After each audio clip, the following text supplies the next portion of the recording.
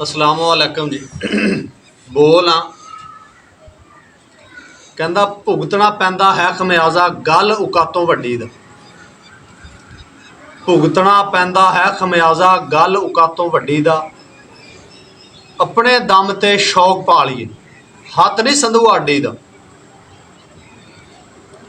अपना धी पुत वर्ज के रखिए काहदा दोष जमाने नूं।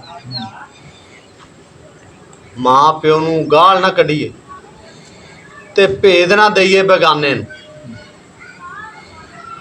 जिन्हें इज्जत रोटी बख्शी निंदीए ना उस धंधे नूं।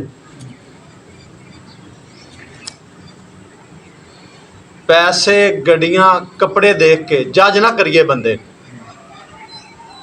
बंदियां दी पहचान आ ना जिहड़ी ओह हैसीयत नाल नहीं हुंदी कि जुत्ती कपड़ा आसाइशां देख के बंदियां नूं नहीं अजमाई दा हुंदा देखी दा हुंदा उहनूं तरजीह देई दी हुंदी। बंदियां दा पता राह पियां या वाह पियां लगदा हुंदा, लेकिन किसी बंदे दी हैसीयत देख के नहीं उहनूं समझ लईदा भी ये बड़ा बंदा। किसी ने जुत्ती कपड़ा चंगा पाया होवे, चार आने कोल होण, गड्डी होवे तां देख के नहीं कह दईदा हुंदा भी ये बंदा वड्डा।